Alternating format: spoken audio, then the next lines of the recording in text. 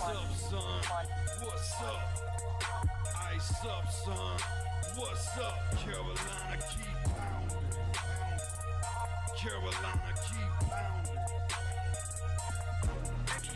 The Panthers on a prowl will continue driving down the field to the red zone. We just got a first down and 10. Smitty on the loose, wide open Ted again. Stack 6 more on the board, looking like a win. With the 6-game winning streak, put them out their misery. Brady wanna cry when the ref threw the penalty. Panthers got a hot team, Patriots the enemy. Draw the first blood, different team than we used to be. Cam swerving through the traffic signaling a first down. Fans on their feet and the crowd getting really loud. Offense did a job off the field. There's a towel. Bank of America. Stadium is going down. Defense got them pushed back to the end zone. Hardy with the sack. That's a safety and we got the ball. Rushing on your shotgun. Staring at the barrel, y'all. All New England fans hear them saying that ain't fair at all.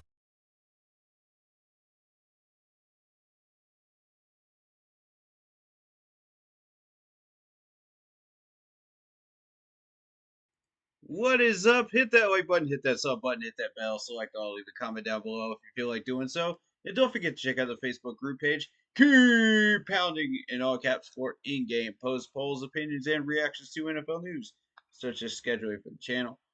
And for the Keep Pounding Fantasy Football Yahoo Sports app league. If you want to get an intro like this for your channel, if you're a content creator, go check out Lindara Ty on Instagram. Again, that's Lindara Ty on Instagram. She does videos, panels, and all kinds of stuff. So, fair pricing, awesome to work with, very patient, and just the most sweetest lady I've ever worked with when it comes to content creation stuff. So, Chiefs versus Panthers week 12. Ding ding! Let's get ready to rumble with the Super Bowl champs. Coming up next with your preview stream. What's up? Ice up, son. What's up? Carolina keep pounding. Carolina keep pounding. Ice up, son. What's up? Ice up, son. What's up? Carolina keep pounding. Carolina keep pounding. All right, let's do this. Let's do this. Let's do this. How y'all feeling today? Oh, man.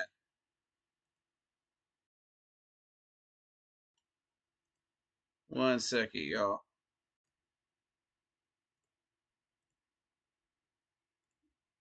What is going on, everybody? What's up? What's up? What's up?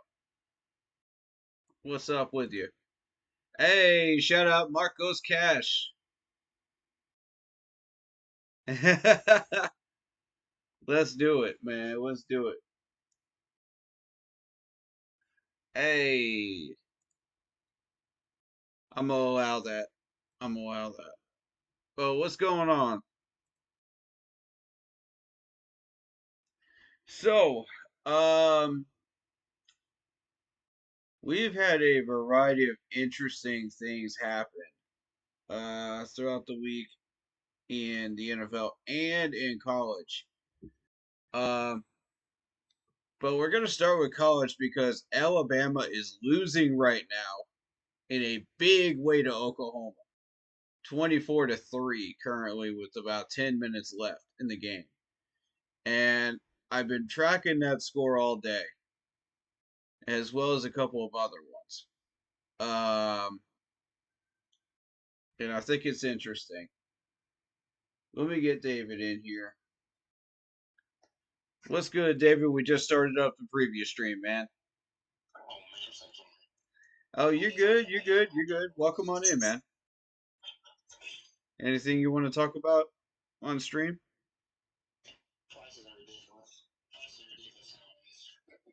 Oh, yeah. Prices are definitely ridiculous nowadays. That is a fact, sir.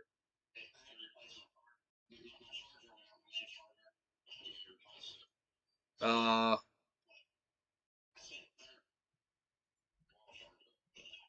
oof. That's not fun. Yeah, I just cranked up the stream.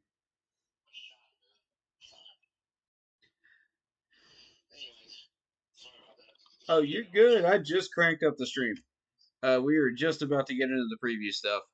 You're just in time, buddy. I was just mentioning the fact that Oklahoma is absolutely slaughtering Alabama right now. Mm-hmm. Check the score. It is 24-3 right now, with about 10 minutes left in that Bama game. Holy cow!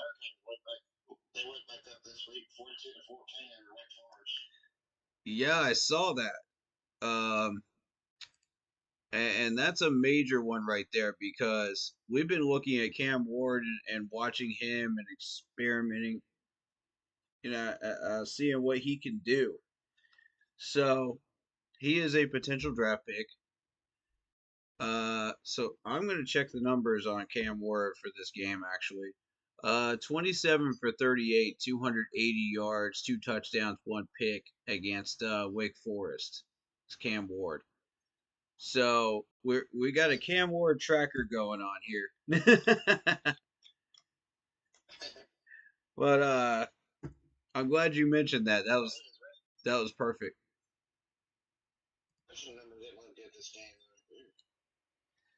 And I'm also looking at Jackson Dart of Ole Miss, 24 for 41, 323 yards, two touchdowns, two picks against the Florida Gators. So I'm keeping an eye on him. But the 323 yards and two touchdowns, jeez. This man is racking up these types of yards against SEC opponents like up and down the board. It's crazy.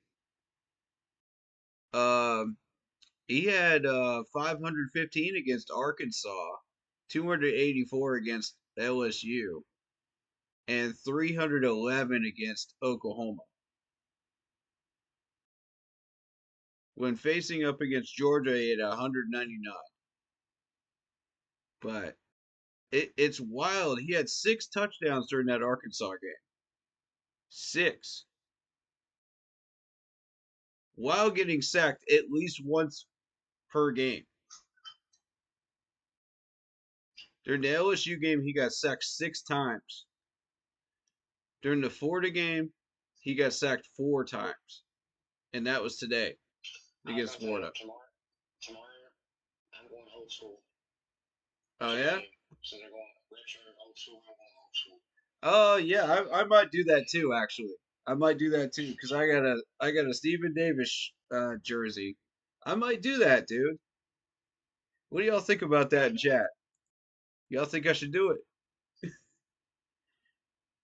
Would y'all like to see that? I could break out that Stephen Davis jersey, man.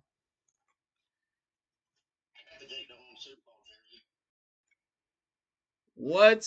The original one from '04? Oh my gosh. Please tell me you did not have that thing signed. If you have that jersey signed, you need to frame that.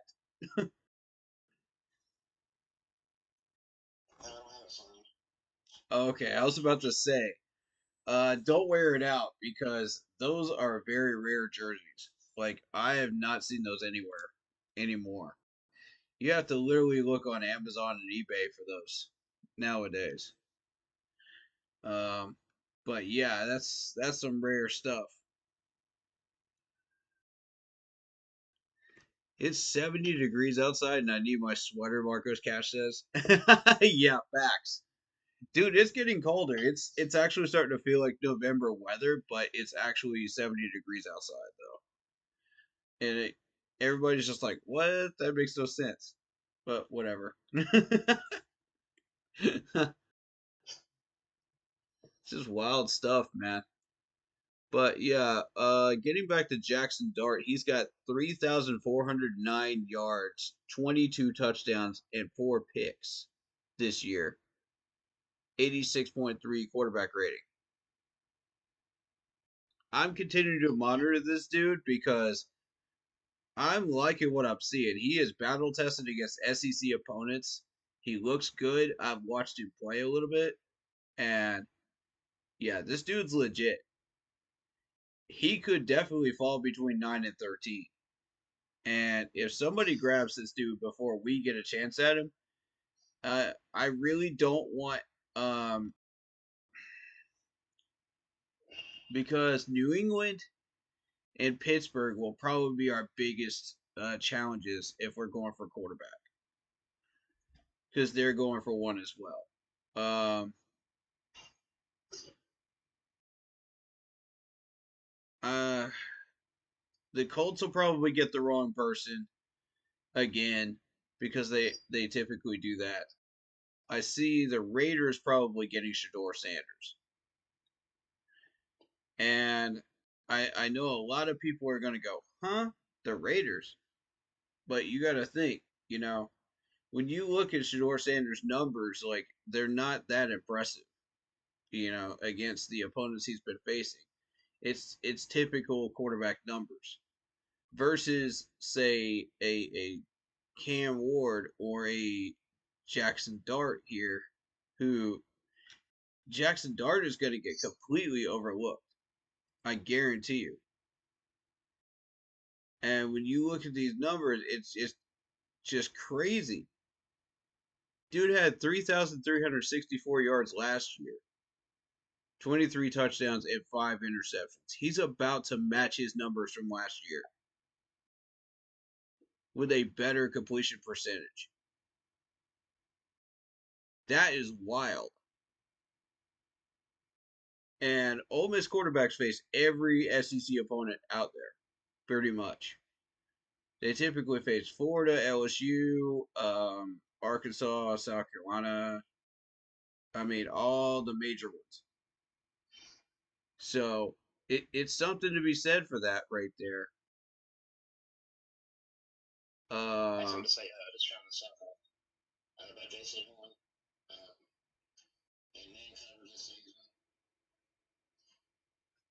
78.9 PFF grade, third among CVs, 11 targets, 3 receptions allowed, 3 forced incompletions, and a 39.6 passer allowed. that is wild. Wow.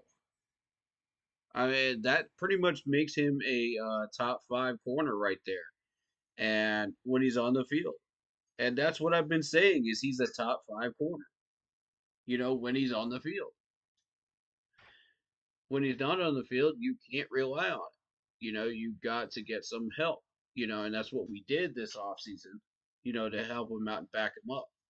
So J.C. Horn is most likely going to be guarding DeAndre Hopkins in this matchup coming up. Which I feel like he's going to need some safety help, so I'm going to need to see some safety play out there, you know, uh, to help him out so he doesn't get burnt on deep balls, which is something that DeAndre Hopkins likes to do a lot. Is those types of routes. Same with T. Higgins when we played him in Cincinnati, uh, against Cincinnati. So, um, was that game in Cincinnati or did we play that at home? I feel like that game was at home. I don't remember. But either way, It's a big game tomorrow. yeah. It's a big one. Yeah, either way, his Clemson counterpart, DeAndre Hopkins, is a monster.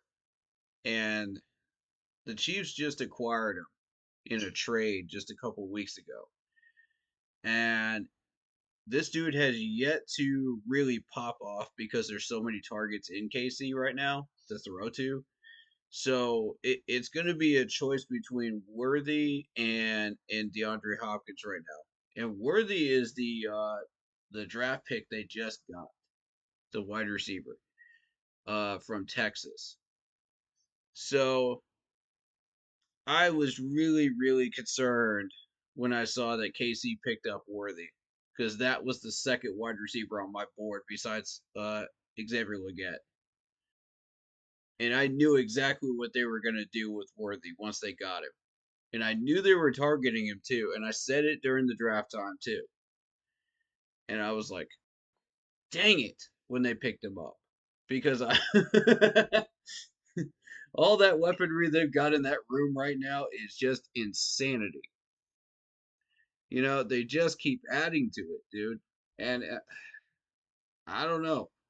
For some reason, they keep playing down to their opponents, and that's an advantage for us. If we can take advantage of that, we definitely have a shot. Um, I'm not a fan of Icky starting at left tackle because we had two straight wins with Brady Christensen at left tackle. I do like the fact that Cade Mays is starting at center, so I rate this offensive line probably a B plus at the moment,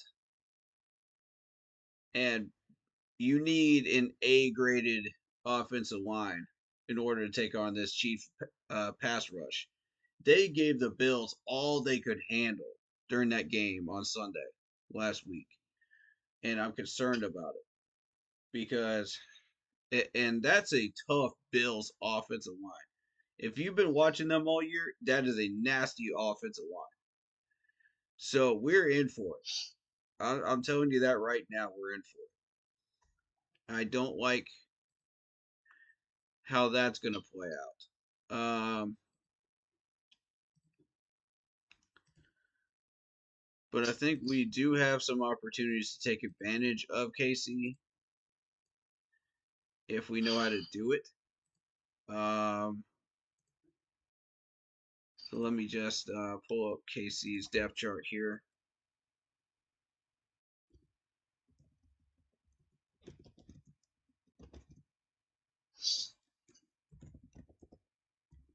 Chart. Let's see what we got here. I'm going to start with the defense because we started that conversation already with the Chiefs. George Karlaftis. George Karlaftis is a very dangerous pass rusher. 6'4", 263 pounds, 3 years in the league from Purdue. This dude already has racked up 10 solo tackles, 4 sacks. But that doesn't mean he can't get even nastier with his numbers. So just a little bit about him. He was one of the 2 first-round picks of the Chiefs in 2022. Picked 30th overall, recorded double-digit sacks, 10.5, tying with Chris Jones for the most among the defense in 2023. He totaled 16.5 sacks in his first 2 seasons, third most in the Chiefs players' first 2 seasons. And he also became the 19th franchise player to start all regular season games in their rookie season. And as a rookie, he finished 2022 with the second most sacks on the team, 6 behind Chris Jones, 15.5 sacks.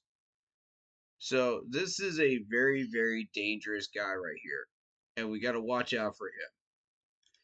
I don't know who's going to be matched up with him, which side of the field is going to be matched up with him, whether it's going to be Icky or Taylor Moton, but we need to be extra careful. Because guys like this, if they see an opportunity, they are going to jump on it like a shark.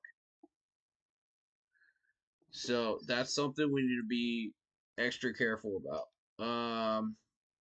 And speaking of Chris Jones is their defensive tackle. Let's see what he's doing so far. This is a 6'6", 310-pound guy from 9 years in the league from Mississippi State. He's got 13 solo tackles, 3 sacks, and 1 forced fumble so far.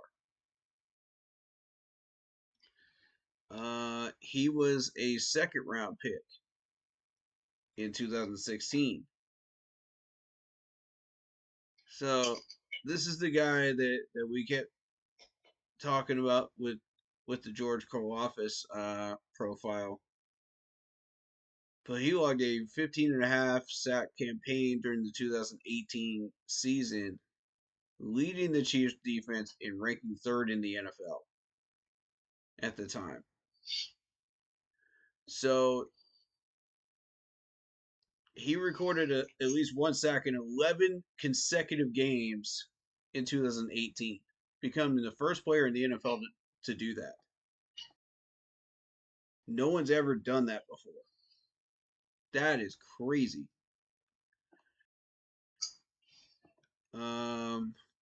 Let's see. Jones and Karlaftis together led the defense in 57 sacks in 2023. Second most sacks by a defensive unit in Chiefs history. So, it's his third season with double-digit sacks, 2023, 2022. Wow. This dude is scary. And the fact that he only has 3 sacks right now means he's due. We need to be very, very careful.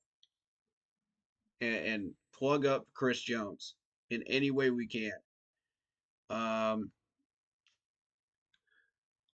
He's going to be on the guards. So, guards be ready for that. Because that pass rush is going to be nasty. That's why we're paying this dude $100 million right here. To guard against that. That's some scary stuff.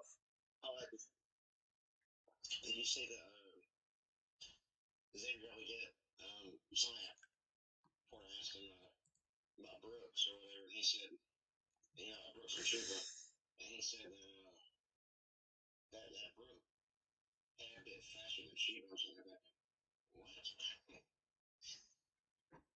What? Oh, man. All right, so another guy I want you guys to be aware of is Nick Bolton. He's a linebacker. I've been watching this dude for a while now. 4 years in the league from Missouri, 5'11", 237 pounds. But he's got 43 solo tackles and a sack. 43. That's nothing to shake a stick at right there. That is crazy. I'm telling you, this D-line of the Chiefs is nasty. It is absolutely nasty. He was originally a second-round pick in 2021. Finished with second overall league wide in total tackles made in 2022. It's 180 of them. He recorded the franchise's single season best. Had 9 games with 10 or more tackles in 2022, making the most 10-plus tackle games in a single season in Chiefs history.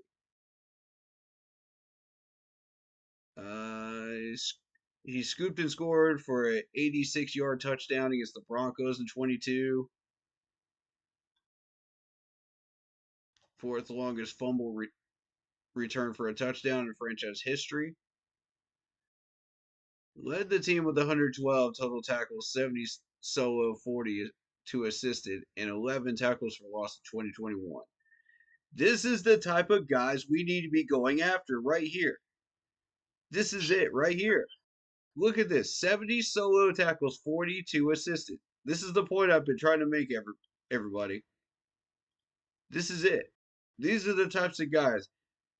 We've got to have this on our D line to stop this run defensive problem. You want to solve it? These are the types of guys you need. So continue on. He moved into fifth place for most tackles in a season, 112 by a rookie player in franchise history, passing Greg Leasley, the safety, who had 101 in the year 2000. In Super Bowl in Arizona, he returned a fumble for 36 yards for a touchdown and helped tie the Chiefs 14-14 with the Eagles. You guys remember that? I remember that scoop and score. That was ridiculous. Of course, I was probably buzzed at the time because, I was at my friend's house drinking, but, trying to do the stream reaction for it. But hey, we had fun though. That was a fun night. But yeah, I remember that scoop and score though. That was nuts. Dude, the entire room I was sitting in just went absolutely ape. Because I think my buddy had bet on the Chiefs to win that game, and he won like $200 or something like that, and that helped him get there. That was crazy.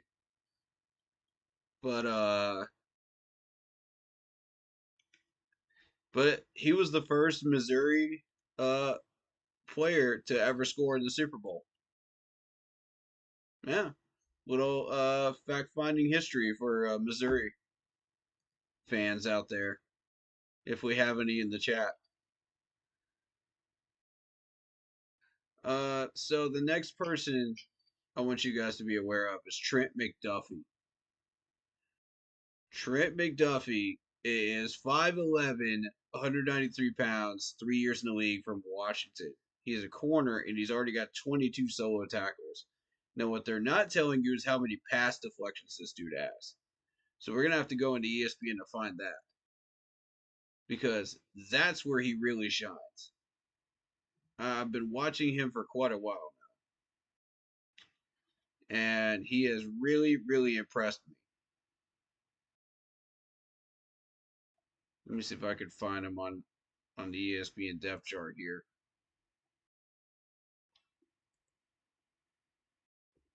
All right, so 5 pass deflections this year, so he's kind of behind the mark this year. But typically he racks them up though. He's got about 19 for his career. He had let me see. I want no, he's on target. He's still on target because he had 7 in 2023 and he had 7 in 2022. So yeah, he's on target. But again, this is another guy that solo tackles. You see, he's got 159 total tackles. 111 of those are solo. So, and 6 forced fumbles. That's the number I want people to pay attention to, is the 6 forced fumbles. He has none this year, as of right now. Pay attention. Everybody on this team, pay attention, because he had 1 forced fumble in 2022. So if this dude starts knocking the ball and trying to get a forced fumble, we'll know exactly why. All right. So he's going to attempt it. Be ready for it.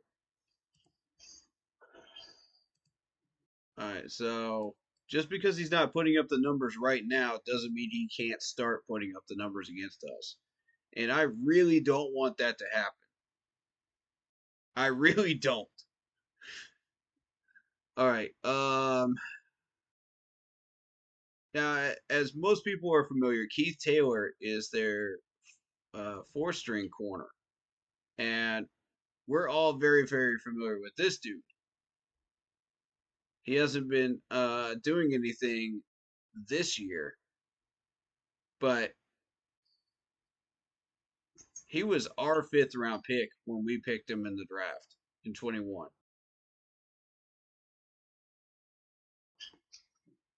But I had high hopes for his potential and what he could do and what he could bring. Um, I think he's a solid corner in development, but he's 4th string for the Chiefs because they have better guys. They have Joshua Williams and they've got Nazea Johnson. And of course, you want to watch out for Justin Reed. You never want to put that ball anywhere near Justin Reed. He will pick that thing off in 0.5 seconds. He's already got a pick already this year. 34 solo tackles. And the dude's just an animal. I do not want any part of Justin Reed this year. He actually led the Chiefs with solo tackles last year with 74 solo tackles out of 95.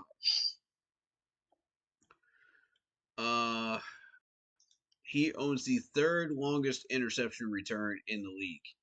Recorded a 101-yard interception return for a touchdown in his rookie year against Washington.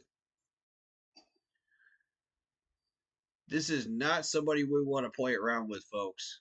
Do not throw that ball anywhere near this man. I want eyes on him at all times. I want to know what he's doing. Do not throw that ball anywhere near this dude. Or it is your butt, Bryce. I'm telling you right now.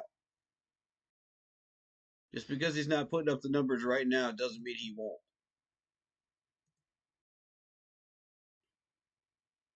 We do not want to be that team that starts these guys up, okay? And cranks them up for the playoffs. We got way too much talent for that. Now, you might see a little bit of Cam Jones and maybe Jack back there at linebacker.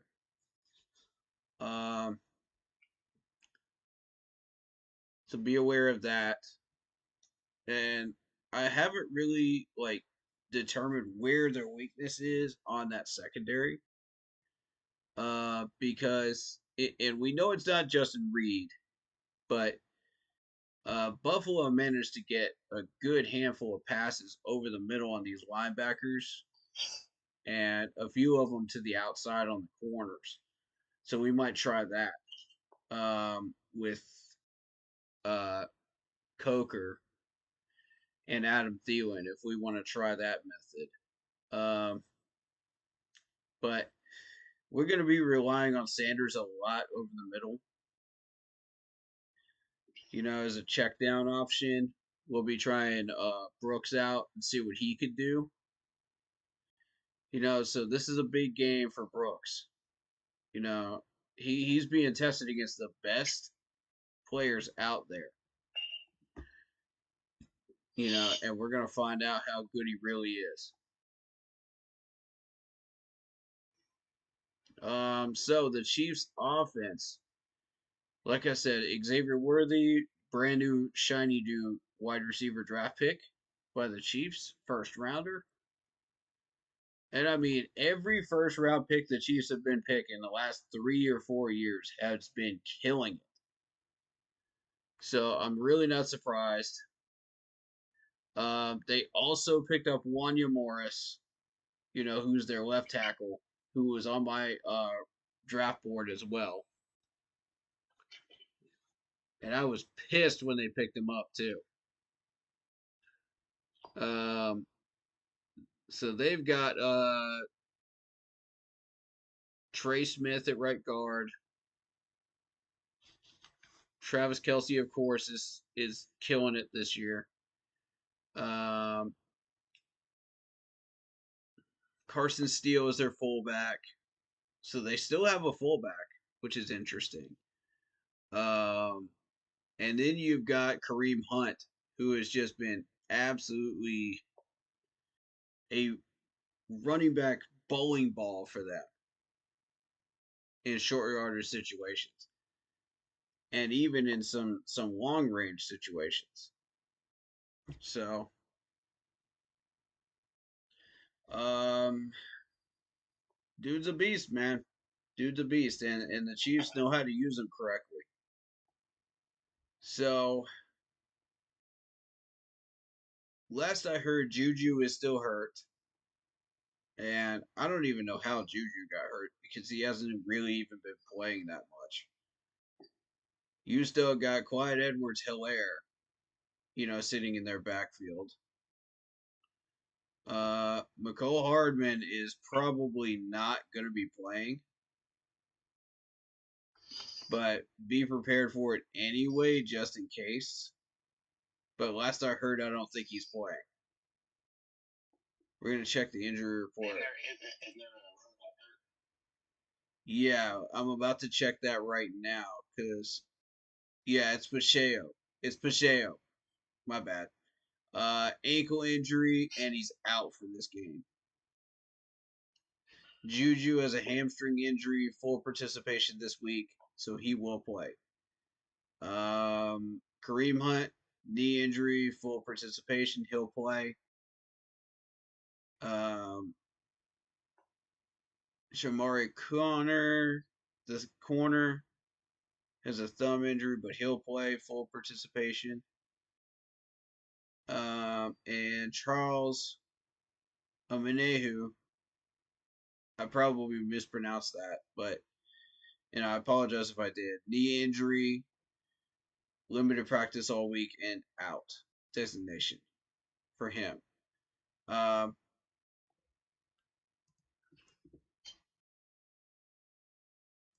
so we go down to the Panthers injury list, and I'm telling you, this looks like a shopping list at Walmart of injury players. It never gets any better, folks. I hate it, but it never gets any shorter. We got Miles Sanders, who is out. We got Barno, who is doubtful, which means he probably won't play. Clowney is questionable. LeBron Ray is questionable. Adam Thielen is questionable, but he's probably going to play. DJ Johnson questionable. Brooks is going to play. Um, Taylor Moton, they always put him on there, just because he takes his usual 1 day of the week rest day, so it would be Thursday, but full participation on Friday. He'll play. I'm not worried about that. Coker with quadriceps injury did not participate in practice on Friday. That's a major one. But we did get Thielen back. Eddie Pinero's on this list with a left knee injury. Did not participate on Friday. Questionable right now.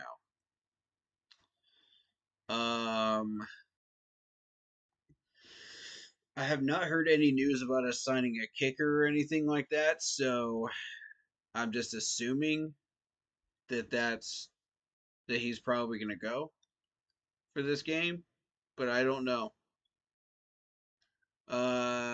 Icky full participation on Friday, so he will be your starter at left tackle. Um, Alshon Robinson did not participate on Wednesday, but full participation throughout the rest of the week. So that might have just been a day off for him. Mm, mm, mm.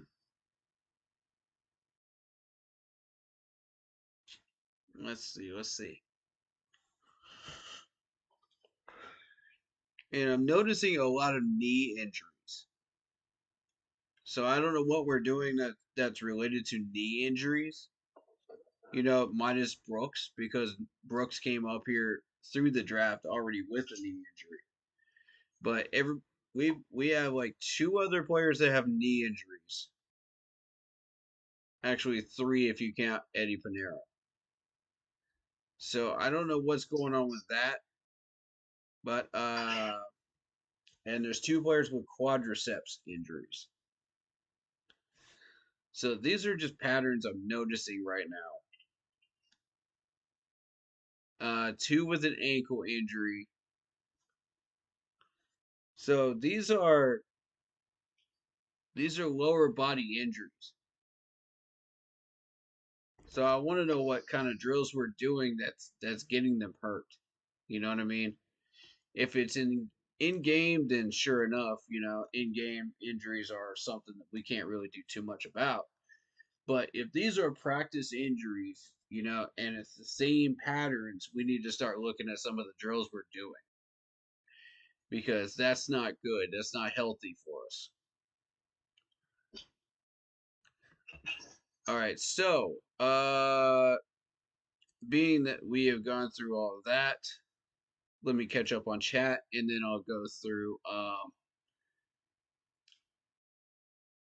what's happening around the league a little bit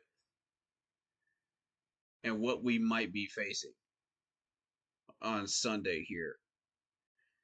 Marcos Cash says, this is the winter I'm used to, 90 to 100 degrees, 2/3 of the year. Deep South Texas weather. Yeah, I feel you on that.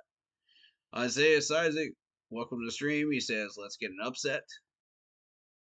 Marcus Cash says, I hate that JC Horn doesn't travel with the number one wide receiver. That being said, who is the Chiefs' number one wide receiver? Hopkins or Worthy? Good question, Marcos, because I'm really not sure. It could be either one, honestly. I would say Worthy at this point. Worthy's been putting up the numbers. And I think they're trying to use DeAndre Hopkins as a deep threat more so than a short and medium as well as a deep threat. So I think that's more of the strategy that the Chiefs are going with here because they've got the options to go, and use these guys for different things. So they're using them for whatever skills they have, um, and talents they have. So like DeAndre Hopkins is best at deep balls, whereas Worthy can go short and medium, you know, and be really, really effective. But he can do deep balls as well and be effective at that too. It just depends on how you want to use it.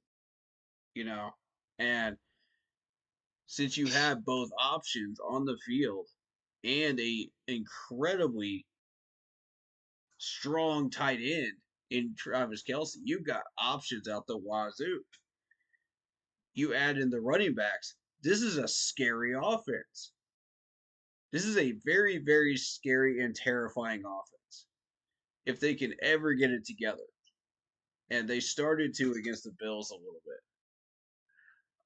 They found the holes in the Bills' defense last Sunday, and it was a little concerning because before that, they were not really pushing defensive secondaries that much like they normally do.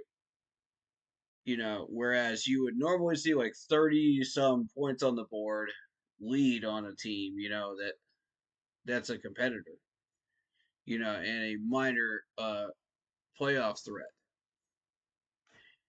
Like say the Steelers, for example, as of lately, or the Chargers, you know. But now you're seeing the Chiefs like play down to their opponents, and with the Bills, they played up to their opponent, and that's not good either. Um, so I don't know how this is going to play out because from what I'm hearing, we're going to take a very aggressive approach and try to change up some of the pressures, move people around so that kind of disguise our pressure a little bit. That's the word I'm hearing, and that's from Ever Ojaro during his press conference, which is good in its own way, but we have to be vigilant that if you want to take an aggressive approach when the Chiefs are playing down to their opponent or up to their opponent, depending on what the other team is doing, they will adjust to that, and it's not good, you know, to lose that advantage right out of the gate. Whereas if you did the opposite and you played it safe and you let the Chiefs kind of play down to the opponent and then you surprise them and attack them in the second quarter, that's going to shake them up a little bit and make them go, "Uh-oh, this team is for real." They've had 2 weeks to strategize this. They know what they're doing. You know, we got to come in hot. In the third quarter. So that's when the defense is really going to have to step up for us and make some nasty plays. So whatever they're doing, we need to match it. And that's the only way we're surviving through three quarters. If we make any type of stupid mistakes, we're already shooting ourselves in the foot. We're already putting ourselves in a hole. So that's not good. That's not a way to stay in this game and try to win it. But as far as which one of these two wide receivers is going to burn us more, Hopkins or Worthy, that's a good question. I'm not sure which one is number one at this point, but I would venture to say Worthy. Um, Marcos Cash says Mahomes got a tweaked ankle. Yeah, that's true. He tweaked it during 2 weeks ago, right? 2 weeks ago, while he was trying to get a touchdown pass in. And I mean, if we can get enough pressure back there to take advantage of that, maybe we might see their backup in Carson Wentz come in. And if we put enough pressure on him, he needs a fortified Fort Knox of an offensive line to protect him. Otherwise, he will go down and get sacked. There's your opportunity. There's your weakness. You know, but we got to get to Mahomes first, and that's a very very tall order, which I don't think is possible. Um, Consider that offensive line and our lack of a pass rush, against major opponents like this. We have a pass rush. Uh, it's mid grade because of what we saw last week, but we have one. It's better than what we've been doing all year. But this is a struggling Giants team. You have to take that into account. This is a terrible Giants team. So they haven't upgraded their offensive line in years, and we took full advantage of that. So of course our numbers would be fluffed a little bit, to look good against that offensive line of the Giants. Taking that into account. But um, if you put that defensive line in that pass rush against, say, a Kansas City offensive line, they're gonna get drowned. They're not gonna do anything. It's gonna look like a repeat of the Broncos game. And I hate to say that, but that's exactly what it's gonna look like. Because that Chiefs O line it's not impenetrable, but it's still good enough to hold us out. You know what I mean? Like, even as good of a pass rush as we were displaying last week, it's still not enough. Nowhere near enough. So I hope that we can get to Mahomes, but I don't think so. I'm just being realistic with y'all, man. And I'm telling y'all like it is. I know a lot of people want to be optimistic about this game, and I hear you. And I'm ready to.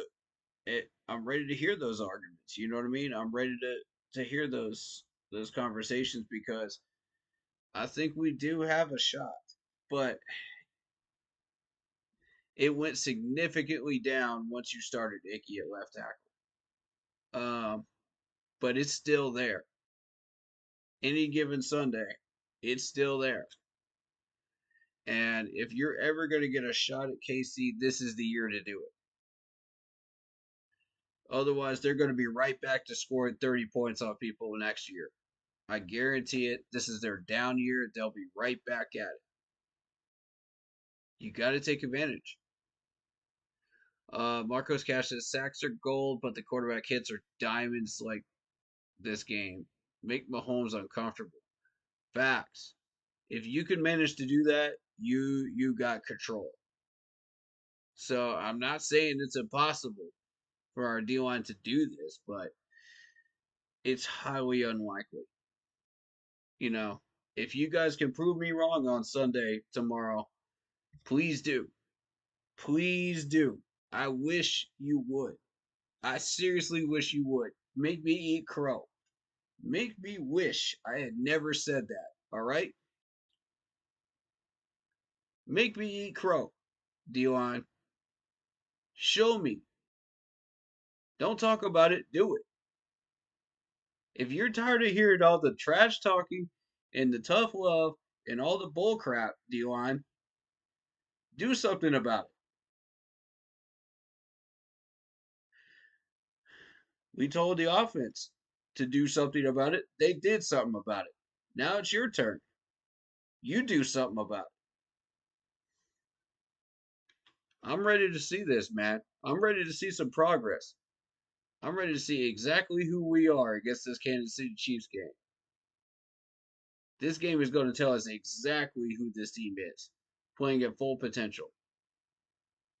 It's not going to be enough, and that's going to be a great measuring stick for where we are. And that's fine with me. I'm not looking for a miracle here. I'm not looking for some 14-point win or some garbage like that, that people keep spouting out. Nah. If we can get a win, fantastic. That shows us exactly where we're at. No matter where this game ends up, it shows us exactly where we are. If we play Carolina football through 4 whole quarters. And that's all I'm asking us to do. Whether it's a win, loss, or a tie. I want us to play Carolina Panthers football for 4 whole quarters and whatever may happen. You know, whatever may come, it comes. And we just deal with it. You know what I mean? But the main thing is keeping people healthy as much as possible. Because we're going to need some of these players coming up in the next few games. Such as Philadelphia and Tampa Bay. So we're going to need these players. So don't go nuts with your bodies. You know what I mean? If you feel like a play might get you injured, try not to do it. Okay? But if you feel like you can pull it off without an injury and you can make the play and do the things that you're supposed to be doing, please do. I would love to see it. You know? Show me some results, show me your progress, show me what you learned, and show us all. You know what I mean? Show us all. Because we're all looking for this, It's not just me. I keep saying show me, but it's all of us, you know what I mean? We're all in this together as a family, so Marcos Cash says, is Barno playing? No high expectations, but he's got fresh legs. I won him last week. Barno is not playing, most likely. He's doubtful. And that typically means he's out, folks. So if you see doubtful on the chart and you're not sure, and you're not used to looking at injury reports and stuff, doubtful typically 99.9% of the time is going to mean he's out. I've seen it a few times, but a few rare times where the doubtful players will play, but it's really been the coach. If the coaching staff really deems that necessary, like Ron Rivera used to do, he would play players that we weren't even sure if they were even fully healthy, and these guys would be doubtful and they would play. Just because it gave us the best shot to win. And I'm like, yeah, now you're just trying to save your job. Yeah, we see through this guise in disguise here. We know exactly what you're trying to do. It ain't working. The last year he was here, it was not working at all. This dude got desperate and tried everything he could in the book. Besides legally anyway. And still lost his job. So it was what it was. But that training staff was still under investigation. I've heard heads or tails of what that ended up being, by the way. Did they do anything or what happened there? Because nobody knows. Nobody seems to know. So anyway, it's like three or 4 years later, so who cares at this point? The point is they were investigated, and that's what I'm bringing up. Ready to kick some butt, keep pounding. That's right, man. That's right, the real Sunchild. You better believe it. Welcome to the stream, man. Marcos Cash says Justin Reed is mid at best. I don't know, man. I don't know. This dude is dangerous. Keep sleeping on him. Keep sleeping on him. I guarantee you, it's gonna be a problem at some point down the road. I've been watching him. I know his tendencies. I've seen it before. The real Sunchild says Bryce has to be wise with the ball. Facts. We cannot throw turnover balls. And this is a turnover heavy type defense. They're looking for those opportunities. Believe me, they are. Um, I'm worried about that because lately we haven't been turning the ball over, but KC will force it, and they'll push Bryce, they'll push the offensive line, they'll push anything they can push, to try to get these turnovers, to try to keep winning that turnover battle. And we can't let them do it. So, and interceptions are a big part of that. Early on in the year, Bryce Young was susceptible to that, and we have to be very, very aware. Under heavy pressure, that could be a major problem. All right, so good point out, Darrell Sunshine. I appreciate that. Good comment. Darrell Sunshine says Nick Bolton is a menace at middle linebacker. Facts. Facts. That's exactly why I pointed this dude out. Because I've been watching him heavily for the past 2 years here, and I know what he can do. I know what his talents are. I know exactly who he is as a Kansas City Chief, and it's scary, definitely scary. Um, so we gotta body him up, man. We gotta make sure our technique and our footwork and hands on the offensive line are solid. Otherwise, this dude will eat you alive if he comes for a sack. But the main thing is, make sure that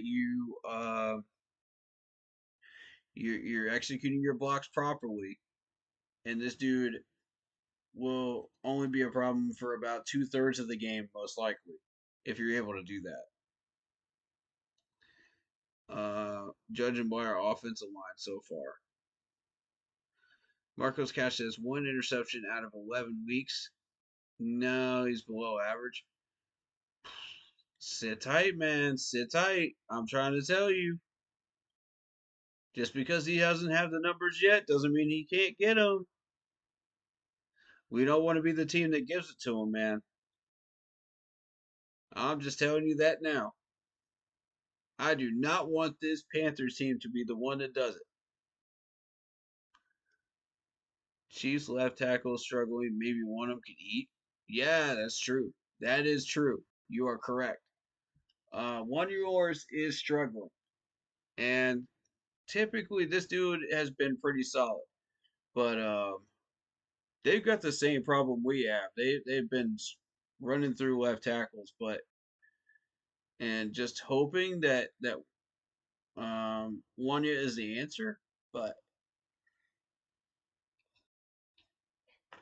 yeah, there is an opening that we can definitely exploit. Struggling left tackle and a quarterback with a tweaked ankle equals feast. Under normal circumstances, yes, but we're dealing with Patrick Mahomes here. This is a very, very elusive quarterback, even with a tweaked ankle. You can't just act like this is going to be a feast. You got to treat Patrick Mahomes with the same respect as if he doesn't have that ankle injury. You know, you do want to keep being aggressive like he does, though, but you got to treat him with the same respect if he starts to run. You know, be ready for it. You know, treat him like a running back. Uh, because essentially he is an extra running back with the type of speed and frame that he has. So we got to play a disciplined game tomorrow. Ref's going to be in favor of the Chiefs. Facts. Yes, that is definitely a fact. Marcus Cash, you are correct on that one. Marcus Cash says 31-37 Panthers. Lock it in. Ooh. Okay. I like the optimism there. I like it. I do. I like it. I like anybody that's optimistic about us winning this game because, you know, I'm going to keep that same energy, man, going into this game because I don't want to get too emotionally involved in this Chiefs game, but at the same time, like, if we start getting that 1 or 2 point lead after the third quarter, that's when I'm going to be like, maybe there's something here. You know what I'm saying? Maybe there's something here because every single one of these Chiefs games came down to one possession. Hey, y'all been paying attention to that? Look at the scores because this is some crazy stuff, man. This is some crazy stuff. I have yet to find a Chiefs team that has done this before. You know what I mean? That's wild, man. You know, so and the Bills game came down to 9 points to where the Bills actually won this game. They were the one team to actually break the formula of getting more than 10 points in that fourth quarter, and that's what it took to win. You know, you had to break that defense in the fourth quarter. They figured it out. We've had 2 weeks to study that defense and learn it. So I I'm just saying there's a chance. There's a chance. I don't want to get people's hopes up too much, but there's a chance.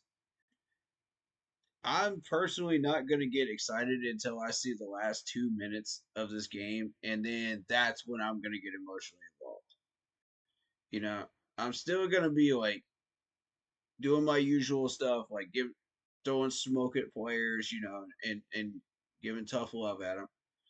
But also, I'm gonna give love and praise to the players that are doing well, during the live reactions. So, it's hard to not be emotional during a Panthers game, and we're a very emotional fan base.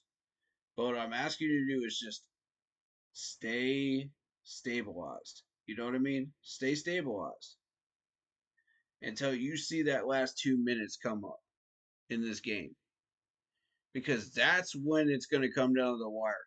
That's when they're really going to need the support that we can bring. If you're going to this game, I need you to be loud during defensive stands. I mean, super loud. I mean, make your voice heard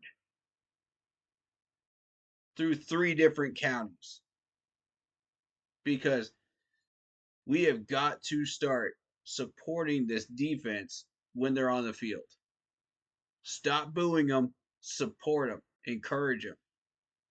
Because that is how we start to show love to these players and show that they are appreciated here and not want to go somewhere else. I understand there's some players that we're going to have to get upgraded at the end of the year, and that's fine.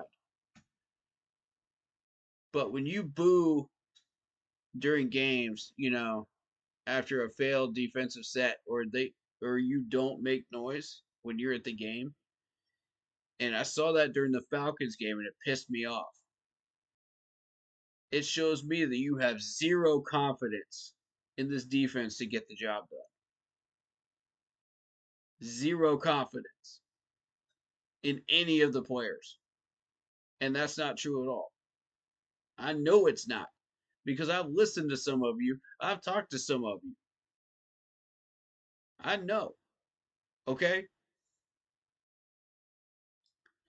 So if you're going to this game, I need to hear you guys get loud. I'm going to challenge everybody. I'm going to challenge everybody right now that's going to this game.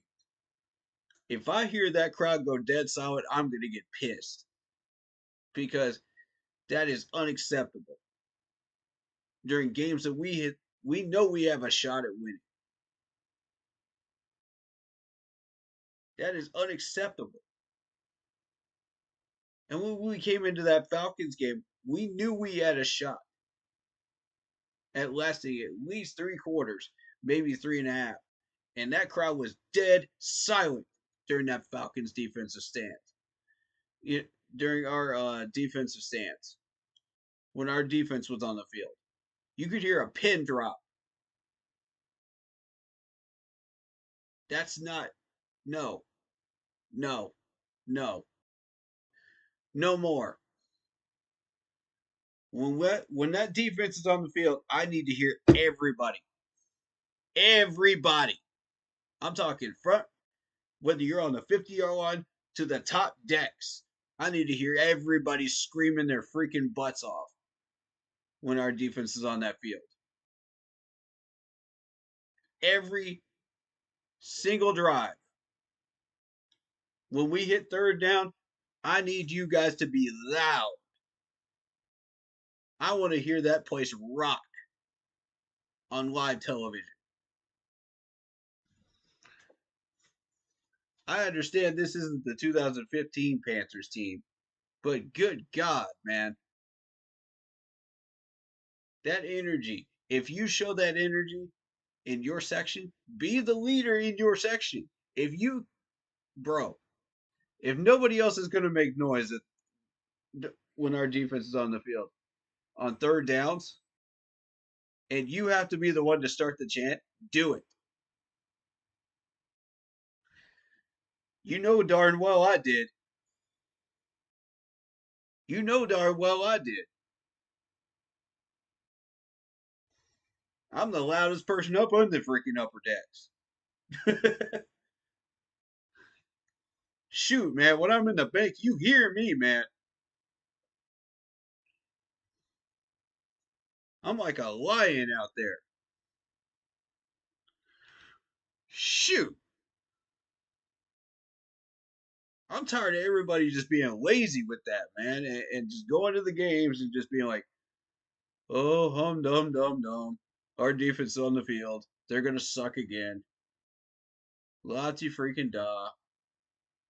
Now I get it if you're eating some snacks or drinking some beer or something, and you're in the stands when our defense is on the field. I get it. Okay? I get it. This is not a winning season. I get it. But come on, man. Show some backbone. If you don't have food in your hand and you don't have a beer in your hand, make some freaking noise during third downs when our defense is on the field. Please.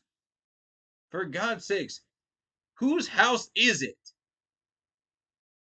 Remember whose house it is in Charlotte. The fact that I could hear a pin drop on third down when the Falcons were driving down the field was unacceptable to me. I don't care what quarter it was. Unacceptable. That's a division rival. Y'all ought to be ashamed of yourselves. How many times have we faced the Falcons? How many times have we played these games? And y'all still are quiet on defensive fronts? Have we forgotten who we are as a fan base? When we make that kind of noise, man, the team hears us, man. They understand we're trying to bring that fire and inspire them, and it helps them to play better.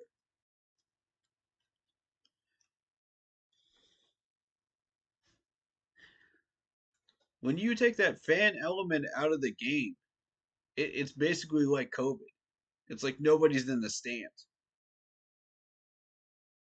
and you know you never see any offside penalties when the other team is on the field.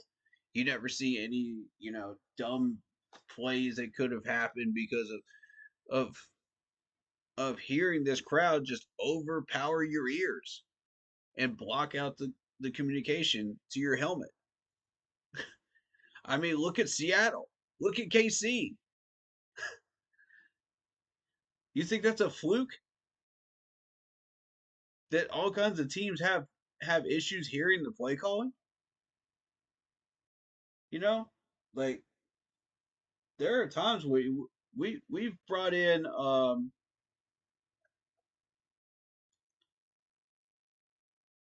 signs, because we could not hear our own play calling because the crowd in Carolina was so loud, because we were doing so well. How about switching that to the defense? And that was maybe a handful of years ago, but still, my point is, it messes with their communication.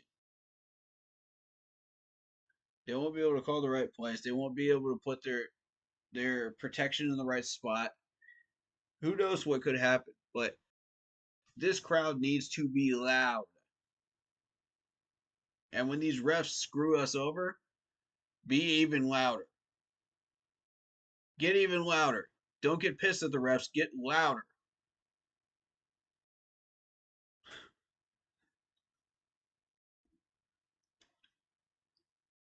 The more they screw us over, the more loud this crowd needs to get. I'm talking about, I want to hear that crowd in South Carolina. Doggone it.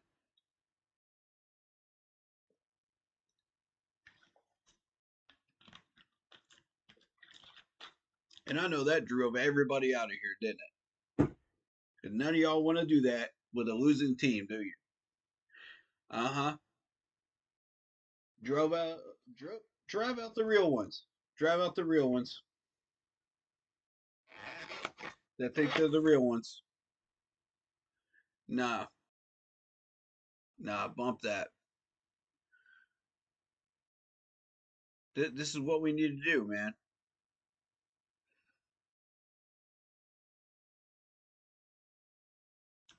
All right, so let's continue on.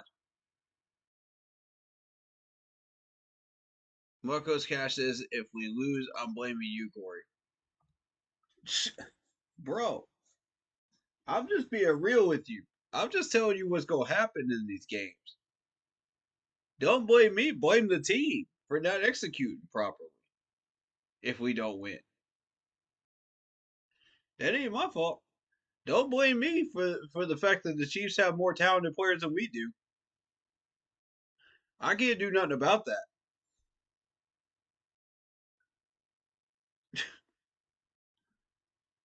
I'm just calling it like I see it. Not my fault y'all don't like it. People see a glass of water. They see, a glass of water half full.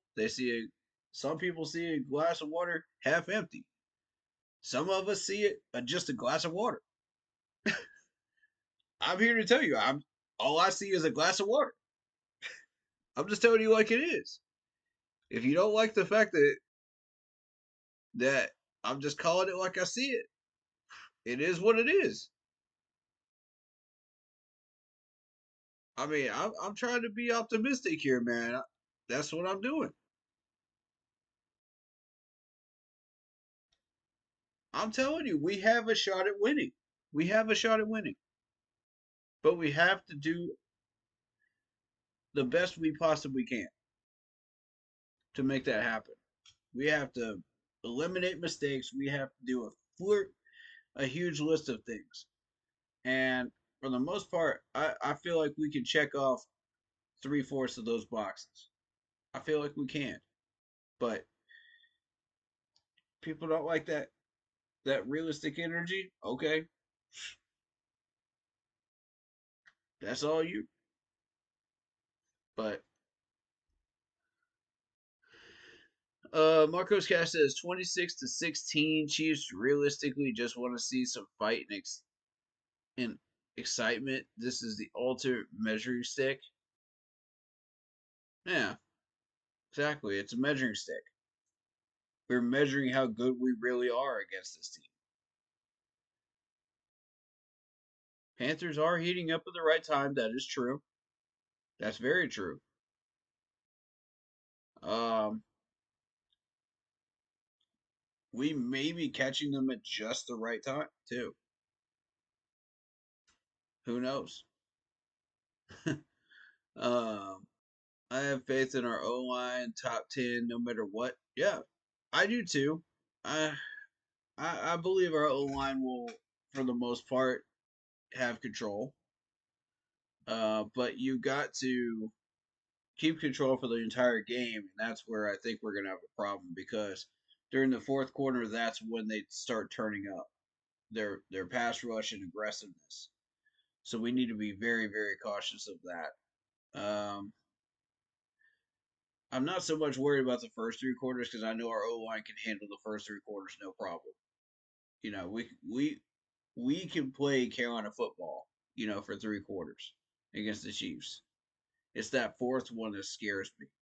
You know, and I'm not trying to be Johnny Raincloud for everybody, man. But some of y'all just need to see what's going on here, man. Because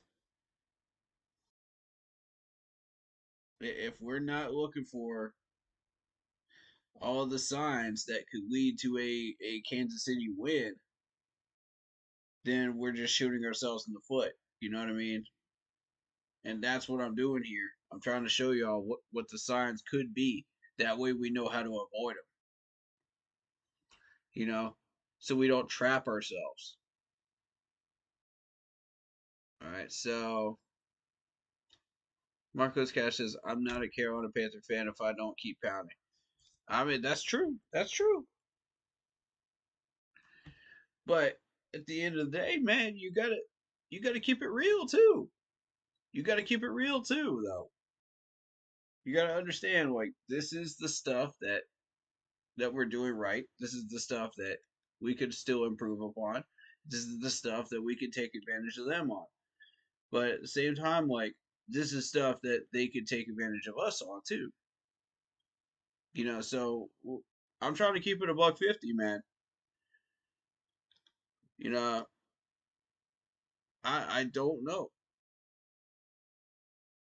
I can't say we're gonna beat them because I don't know. You're never gonna get me to commit to saying something like that unless I am absolutely sure. And I'm not absolutely sure, so I'm sorry, man, but yeah, I can't commit to that, buddy. What I can do is tell you, okay, we have a shot to win if A, B, C, D, and E, A, F, G happens. You know what I mean? If we do these things right, all I can do is tell you, okay, if we avoid penalties, that's step one. That's a major step one. But all of these things have to happen in order for us to win a game like this. And I don't know, man. I don't know. But I will say this to the Panthers' credit, to this team's credit, because we have won games that we were not supposed to win in the past. There's always that one game every year that we're not supposed to win, and we pull it off. And we pull off the shocker, and we shock everybody. I have a feeling it could be this game. I'm not gonna lie to y'all, it could be this game. But I don't know for sure. Because every one of those I have picked against us and said, I've thought this probably isn't going to happen because of fill in the blank reasons, you know what I mean? That happen to be valid at the time. Later on, maybe not so much, but during the time it was valid. And we end up winning that one game out of the year that we're not supposed to win. And I'm like, okay, I'm eating my crow. You know what I'm saying? Like, this team surprised me. I'm eating my crow. And I really wanted to be this game. I do, guys. I really do. Bro, I'm with y'all. Believe it or not, I'm with y'all. I'm with the optimistic energy right now. I'm with it. I want this to be a win. I'm manifesting a win through that optimistic energy. But I can't guarantee it, man. I'm sorry, I can't lock it in because I know how this goes, and I don't want to just go in blindly, and emotionally and say, yeah, we're going to get this win, we're going to get this win, we're going to get this win, and then we shoot ourselves in the foot like 90% of the time that we do, and we Carolina Panther it. Because I've seen us do that too. Let's not act like we don't. Okay? That has been done at least a handful of times.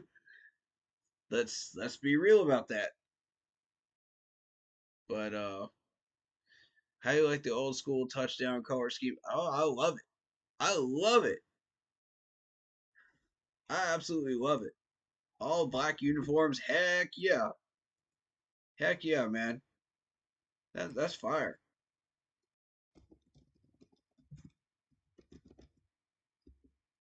Panthers Field. Okay, so do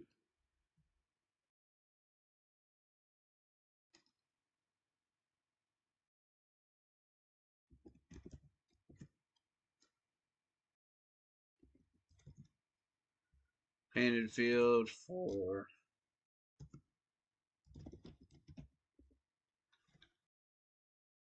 Let me see.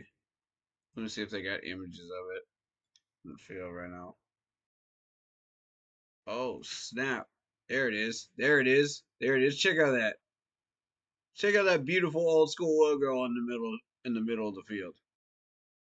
Man, that's fire. That's fire.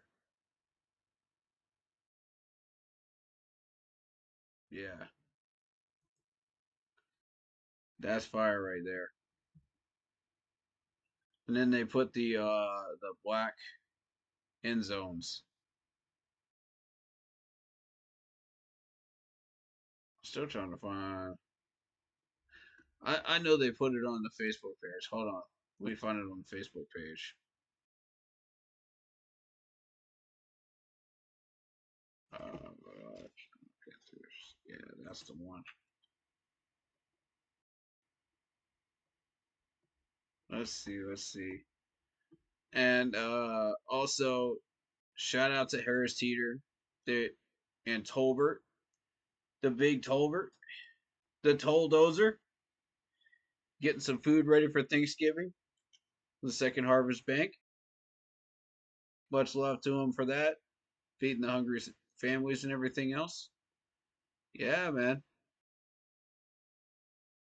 That's what's up. Kurt Coleman is supposed to be in the house for this game as well. Shout out Kurt Coleman. Let's see. And also, much love to Andy Dalton and the Panthers organization helping to build wheelchairs for the veterans. That is so cool, dude. Love it. All right, so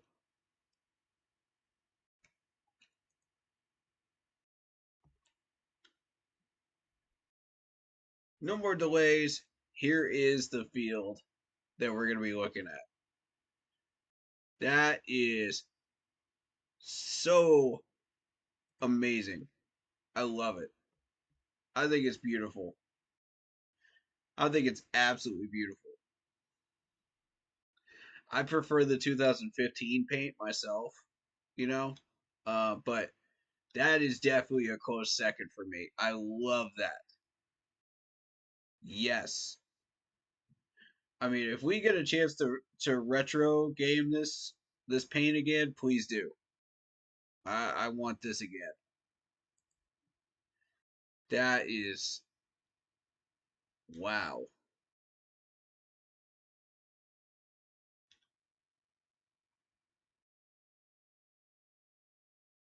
Uh,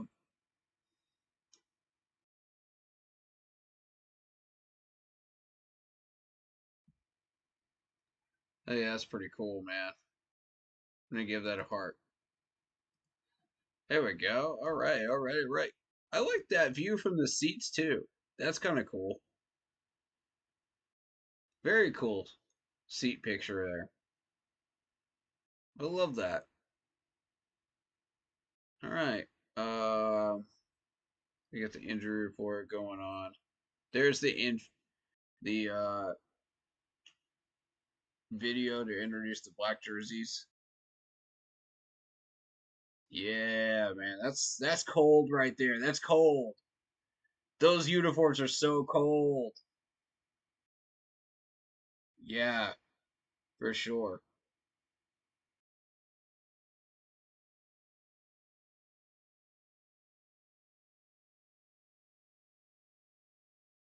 Let's see. And then there's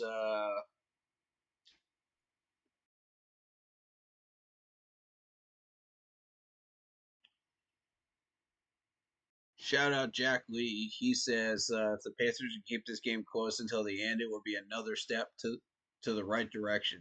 Facts. Big facts. Yes. I'm gonna give you a like. Wanted to shout you out on stream there for that comment. That was beautiful.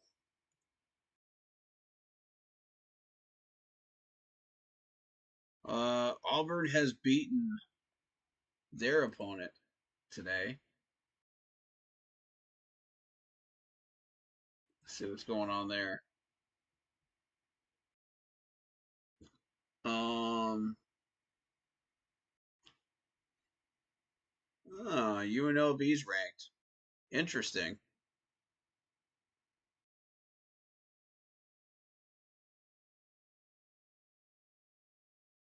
So we got SMU that's ranked this year for the first time in a while.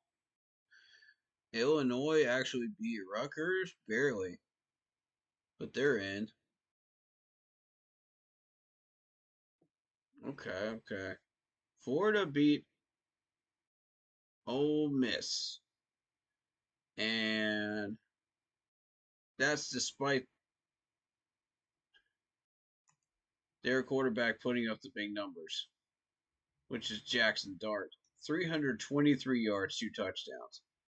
So yeah, keeping an eye on that one, on that quarterback. I see that Kansas actually beat Colorado. So if anybody's looking to scout in Colorado, interesting, right? Um, Clemson and South Carolina both got cream puff games. We both won them. You know, we're both looking strong right now going into next week. So I'm hoping that there's going to be some Panther scouts out there for that game. You know, that would be really cool to check that game out in Death Valley. I checked those tickets out, by the way. They're about $150 just even for the upper bowl seats. It's just ridiculous. They're always high. They're always high.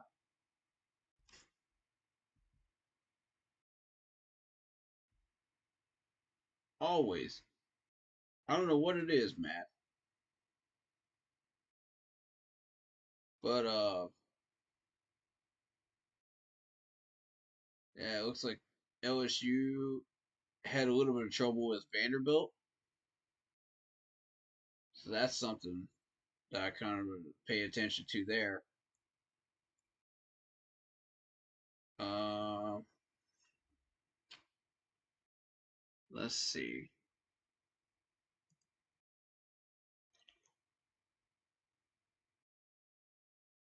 Auburn beat Texas A&M in an upset there. And Alabama being the big one.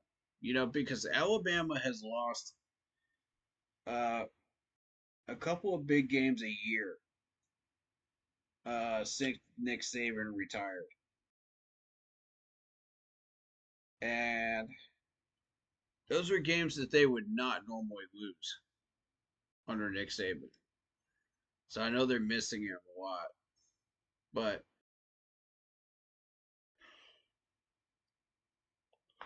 hey, interesting stuff though.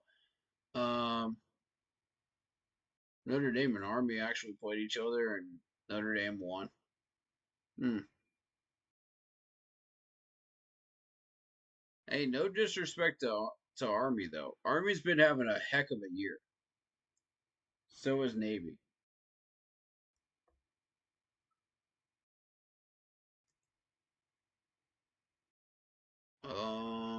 Tennessee racking up some points. There you go. Penn State had some trouble with Minnesota. 1 point game against Minnesota. Wow. Arizona State finally back on the boards. Interesting. And they won their game against BYU. Hey, respect to Arizona State right now. Not bad. But anyway, those were the college scores.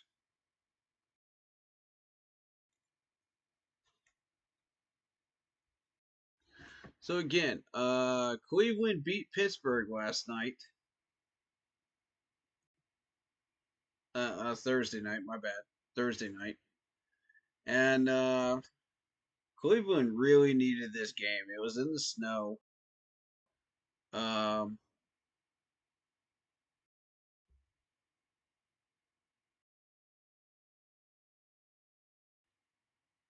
and Winston threw a pick Nick Chubb had about 59 yards and 2 touchdowns.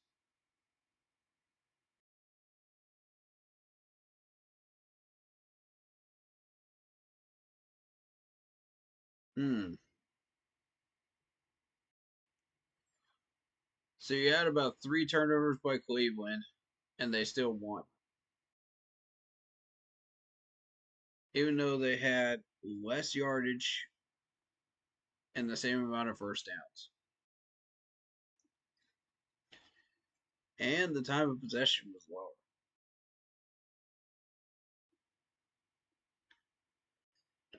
lower. So,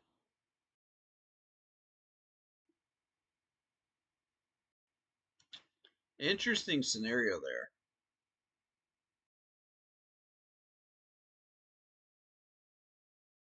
Um, what? Winston didn't even throw a touchdown pass. It was all Nick Chubb with 2 touchdowns. So that's very fascinating.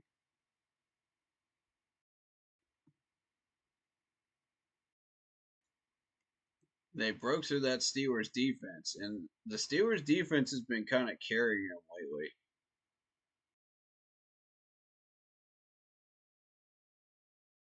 Hmm. That same Steelers defense was able to hold Baltimore to 16 points the week before. They were able to hold the Washington Commanders to 27 points the week before that. So I think it's a very interesting Steelers defense here. And, you know, Nick Chubb figured it out. He figured out their weakness. Shout out to Nick Chubb, man. Good for you, dude. Well done. But let's go through these predictions. I got Tampa Bay beating the Giants. I am unfortunately gonna have to pick against us on this one. It is the Chiefs, but it won't be by much. Uh Whether this is gonna be in the 20s range or in the teens range, I'm not entirely sure. I want to say it's going to be in the 20s range because that's about where we've been scoring. So I want to say 24-21 Chiefs. Probably going to be your score at the end of this thing. But that's just a guess. That's a guess. I don't know. But that's a guess. Um, it could be 27-23. But I know it's going to be within 5 to 7 points. That's probably going to be the best guess I can give you is within 7 points. Because we know that we can compete with these guys for 4 whole quarters. If we play well enough. But that Chiefs defense is going to be better than our offense. End of the day at the fourth quarter. And I feel like it's going to be our opportunity is going to be there. But we have to take it. And the fact that we come close but we don't get it is good enough for me. I'm satisfied with that because I know that this team has that much talent now. And now I don't want to see any excuses when we don't beat the Cowboys. I don't want to see any excuses when we can't go 4 whole quarters against the Tampa Bay Bucks. I don't want to hear any excuses when we can't go 4 whole quarters with the Atlanta Falcons after that point. You know what I mean? That's the bar that we're gonna set for ourselves. And if we play Carolina Panthers football for 4 whole quarters after this game, shoot, nothing's gonna slow us down. Except for the Philadelphia Eagles, and I know that we could play 3.5 whole quarters against the Eagles if we could play 4 whole quarters against the Chiefs. I know that for a fact. at that point. So, yeah, I'm going to say within 5 to 7 point loss there to the Chiefs is realistic. Now, this could go the other way. We could get a win. I'm not saying we can't. I'm just saying, the possibility is there any given Sunday. But I got to bet against it. If I was a betting man, I got to bet against it. I'm sorry. The odds are just not heavily in our favor in that way. So, and when you put Icky in as a starting left tackle, that severely limits your percentage as well. Other than Brady, instead of Brady Christensen. But that's my take on it. Other people still have us at 50-50 and they think that we're going to win. And that's fair. Nobody is wrong yet. Nobody is wrong with their prediction on this game. Until the game is over. So, with all due respect, you're allowed to have whatever opinions you got about this game. If you want to be optimistic, you can be optimistic. I'm not trying to stop you. I'm not trying to stop you at all. Be optimistic. If you legitimately think that we have a solid shot at winning this game, be as optimistic as you want to be. But I just want to give you, certain elements of this game that could put a wrench in it. You know what I mean? And it's kind of like, okay, yellow light caution, be aware of these things. If you're a player, be aware of those things because that could come back to cost you. You know what I mean? If you're trying for a win, and I know we are, be aware of those certain things. Be aware of certain players, be aware of their tendencies, be aware of what they do. That works. What are their patterns? What works? What doesn't work? Find those holes, and exploit them. We've had 2 weeks. Let's see what we learned. But by all means, be as optimistic as you wish. Absolutely. I fully encourage it. Because you never know. You never know. I'm not throwing it out, man. I'm not. I'm saying I believe that there's a chance. But you gotta play your best ball. You gotta do everything right. You gotta beat the refs. You gotta beat yourself. In your own negative tendencies, in your own stupid mistakes. You gotta beat the team ahead of you. Which is the Chiefs. You got to do the little things right. That's what it takes. If you're not doing those things, that's on you. End of the day, that's on you. You can blame all the streamers that were saying, "Oh, we're not going to win this game," all you want to. But the point is, we're not in control of your execution on the field. We're not in control of the player's execution. We're not in control of the fact that the Steelers have better players than we do. I'm sorry, it's just a fact. If you refuse to acknowledge that as a fact, then I can't help you. Because you got a different evaluating system than me, apparently. And, I respect it, but I respectfully disagree if you don't have the same system as I do of evaluation. And that's fine. If you want to believe this is gonna be a win, believe it. Go for it. I got no problem with that.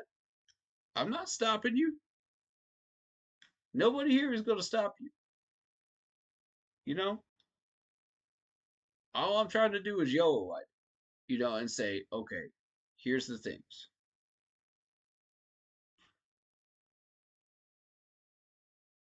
Here's the things that could cost you and keep you from that winning record and that 3 wins in a row. By the way, the Pittsburgh Steelers got Zach Frazier, the center from West Virginia last year that I was telling you all about. And they also got Peyton Wilson. Both of those guys were on my board. Both of those guys. So far, they haven't done too much, but, you know,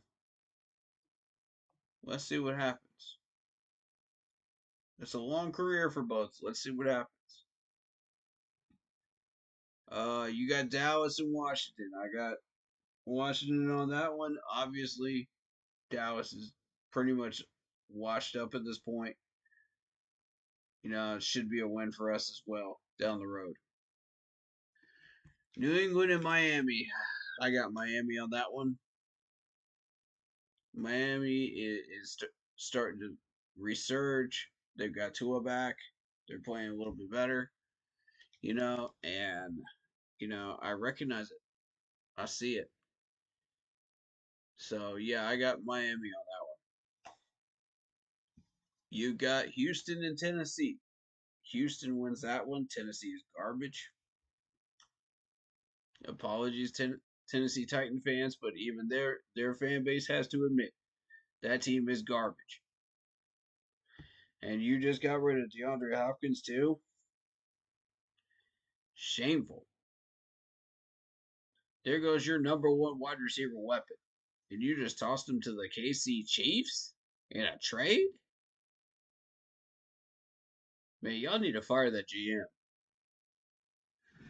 If I was a Titans fan right now, I'd be calling for that GM's head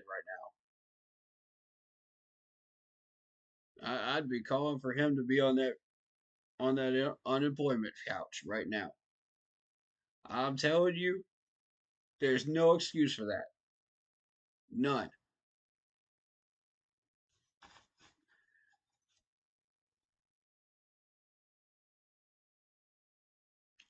None at all. Oh, but it can't possibly be Will Levis's fault. It can't possibly be his fault.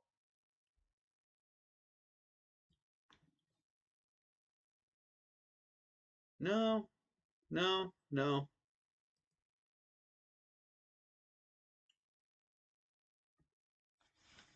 They're literally scrambling right now to come up with excuses why Will Levis is not getting the job done. Gee, I wonder why. Maybe it's because you didn't spend enough money on the offensive line. Maybe you didn't keep your number one wide receiver around. Who else do you have at wide receiver? You have Calvin Ridley. How in the world are you keeping Calvin Ridley in Tennessee? I don't get it. I don't get it. If this man becomes a free agent, I want it. You got Tyler Boyd. Okay. Whoop de doo, Tyler Boyd.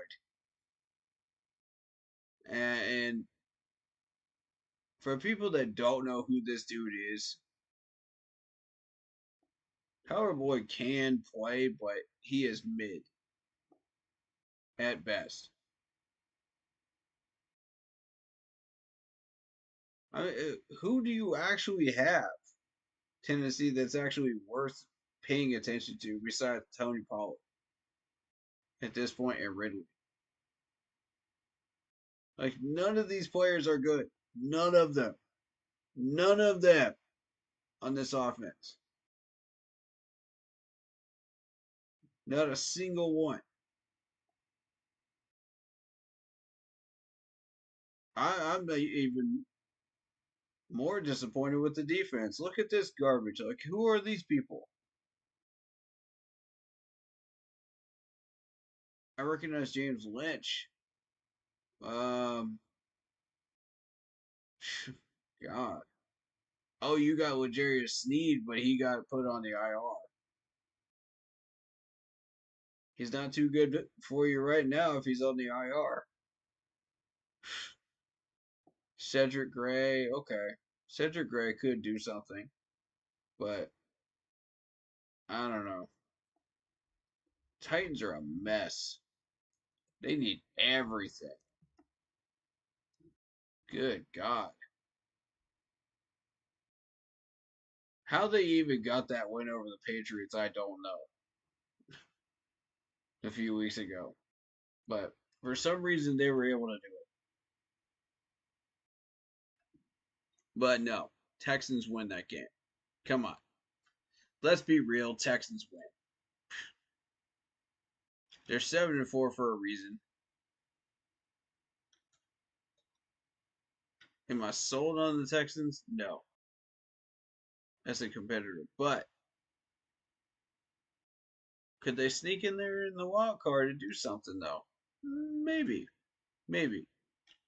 We'll see. All right, so Detroit and the Colts. Obviously, Detroit is better than Indianapolis, but you never know. Detroit's been getting a little too comfortable up there with that 9-1 record. Joe Flacco is playing like a man on fire right now. Might be worth looking into. Might be. Might be. If you're a Vegas oddster. I doubt it though, but you never know. Weird things happen on Sundays. Minnesota and Chicago. Obviously, Minnesota. Is my pick.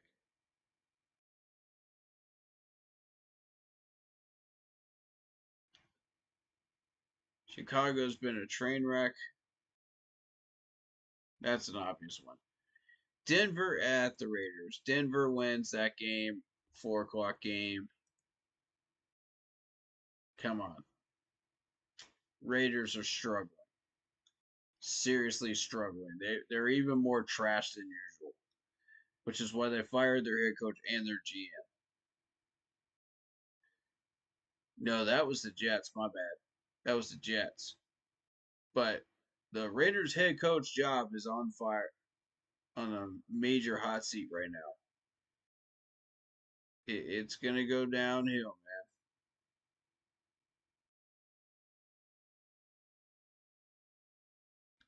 He's going to get fired. And I can just see that happening, man. It's not going to take long. Probably the end of the year. Green Bay over San Fran. San Fran doesn't seem to want that division. Nobody seems to want that division, but Arizona happens to be in the lead. Arizona, Seattle. That could go either way. I'm going to favor Arizona right now because I think they've got a tiny bit more talent. They do have Kyler Murray, so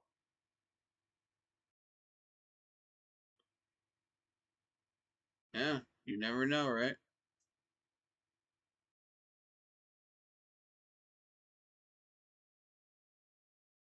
Okay, so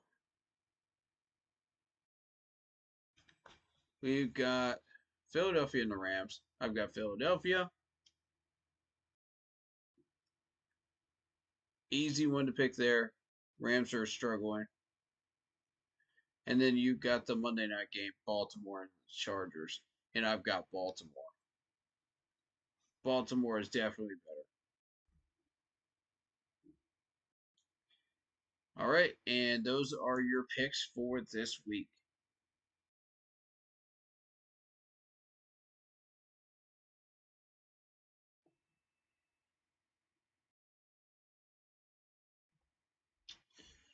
All right.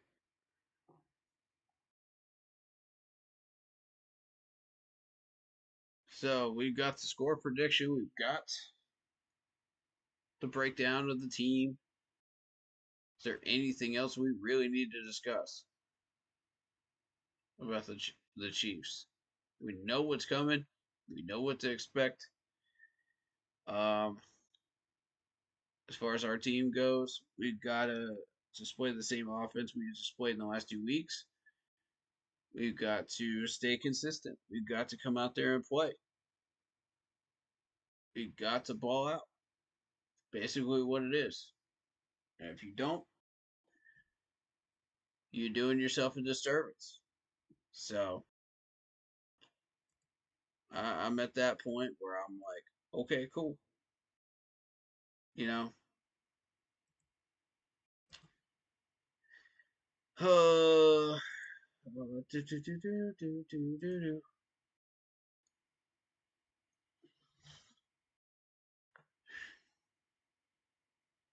Let me check my messenger. Yeah.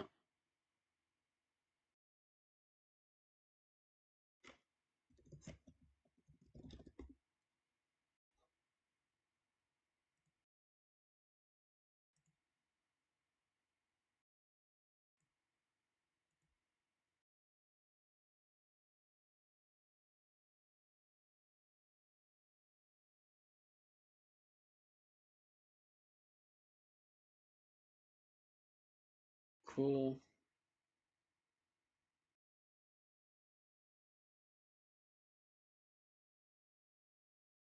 All right.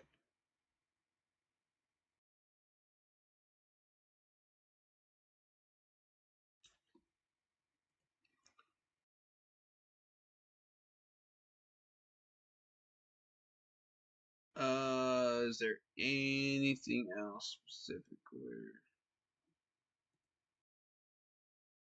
about this Chiefs team that we need to look at?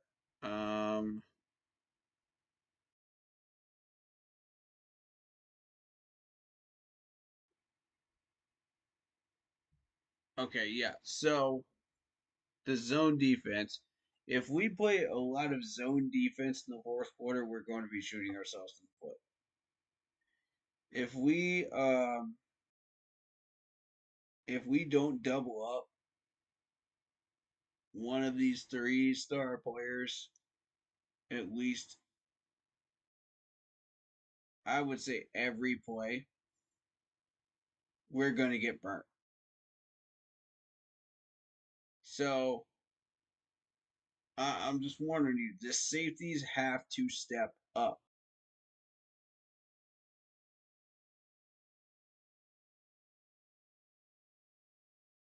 You know exactly what I'm talking about. Mr. Fuller, Mr. Woods, step up in this game. Or forever hold your peace. Because at this point, I'm done making excuses for these two. I'm done with it. I'm done giving either one of them a crutch. You either step up or you don't. Period. In a game like this, either you are the predator or you are the prey. And it's time that they become the predator or forever hold their peace. Because you look, man, we've been doing this for how many weeks now? And I gotta say, is the fact that Woods not producing, is that because Ever Ojaro is given in the wrong place? Or is he just out of position? Which one is it? It's got to be one of the two. There is no in between.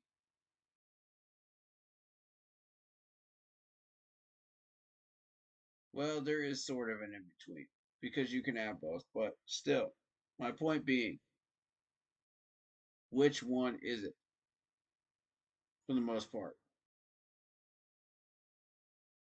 I'll let you guys decide. But if I see this man out of position one more freaking time and having to jog over to where the ball player is, I'm going to be upset. I'm just trying to tell you, I'm going to be upset.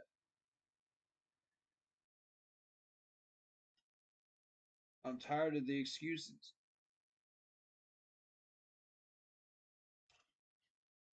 Stop making excuses for our real problems on this team. Oh, but let's blame the players around them and use them as scapegoats. No, stop it. Enough. Hold these guys accountable. Either they succeed or they swim. Or they drown by their own merits. This is the new Dave Canales way of doing things. Either you sink or you swim.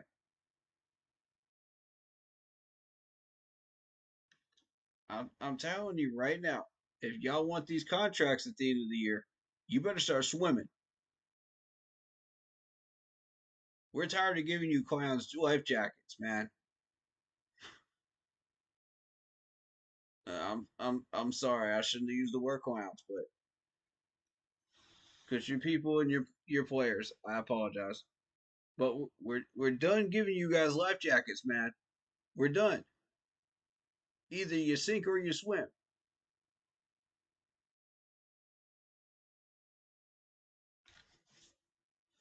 You either sink or you swim. Period. There will be no life rafts, no life jackets, none of that. Sink or swim. It's like throwing a kid into a pool. You either learn how to swim or you don't.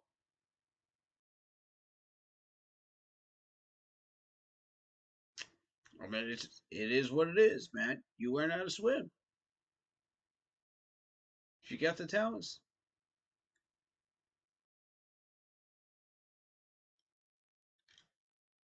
it's like driving a car for the first time.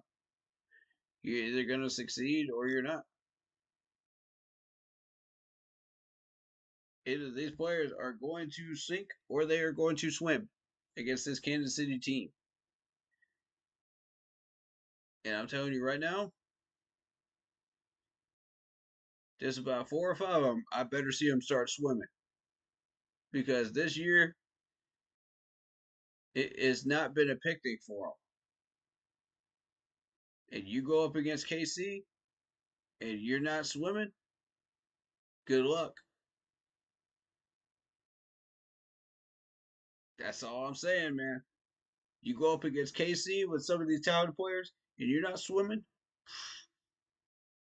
good luck getting a contract at the end of the year. Because I guarantee you, Dave Canales is looking at this team during this game and going, okay, let's see who shows up and who doesn't. Because the ones that don't, you're automatically under review. I don't care how much you're making. I don't care how long you've been here. You're automatically under review if you don't succeed in some of these games like this. You're especially under review against the Giants. Okay? You come off that Giants game, you don't do jack crap. Yeah, we're moving you. Sorry. It's for some of you, it's been beyond time.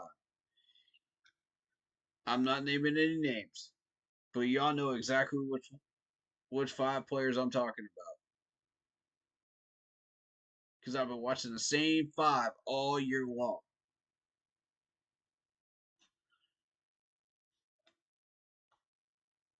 I'm not naming names. Y'all know exactly who it is. I've already beat that horse so many times. It's black and blue now. Just like our end zones and our colors right now.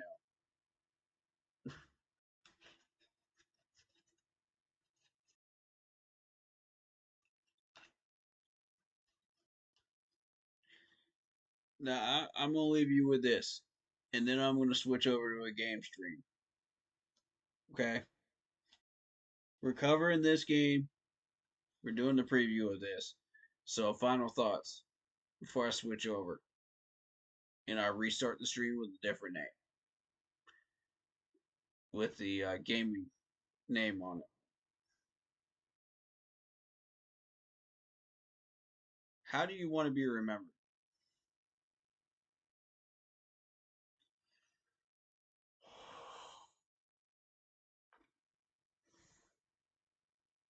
How do you want to be remembered, Panthers, for this year? Do you want to show people who we are? Do you want to show them how much talent we really have? Do you want to show them our identity? Stop talking about it and do it.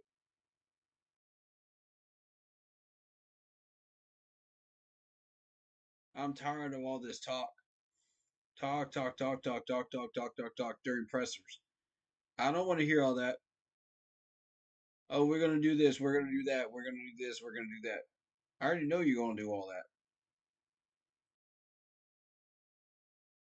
That's just media fluff.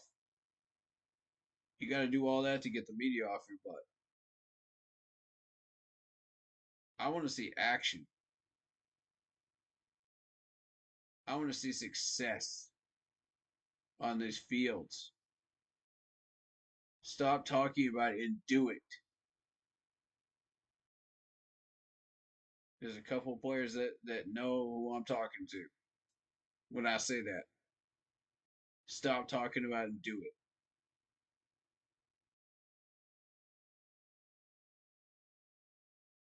it. And that being said,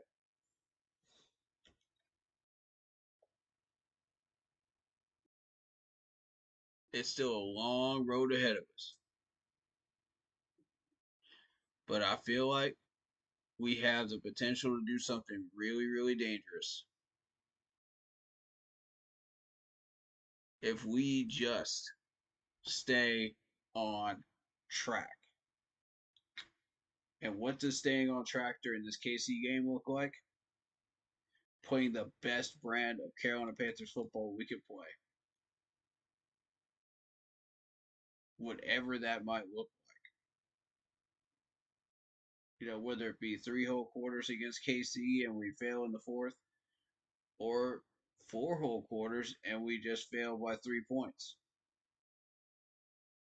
Whatever that might look like.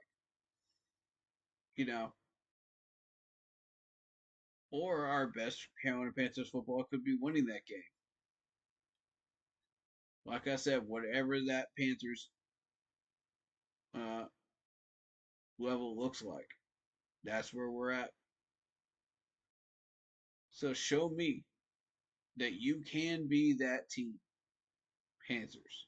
Show me and show the rest of the world that you can do all these things. Show us all that you got that potential in you. You got that Panther pride in you. You got that keep pounding mantra in you. You can do this, Panthers. Show us all who you really are.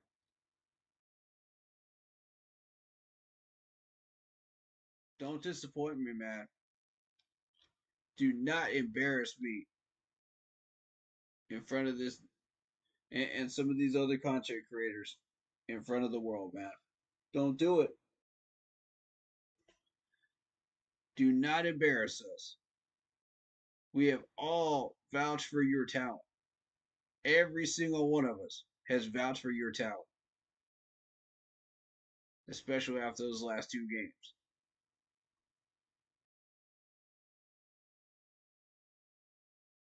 So go out there and do it, man. Go out there and win. If you believe strongly enough that you can win this game, then go out there and show us.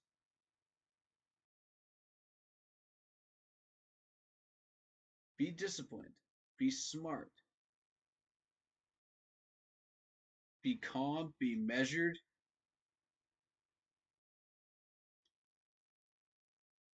And know that we have your back.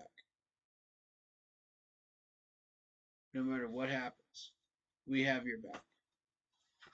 No matter how good you play and it's not enough, we've got your back. I will defend the crap out of you if you show me that level of effort. I will defend y'all to the moon if you show me that level of effort. But I need to see it. I need to see it for as long as you can give it to me.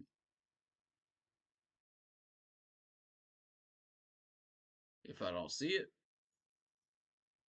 it is what it is. All right, guys. Give me just 1 second. I'm going to get Jeremy on the phone here.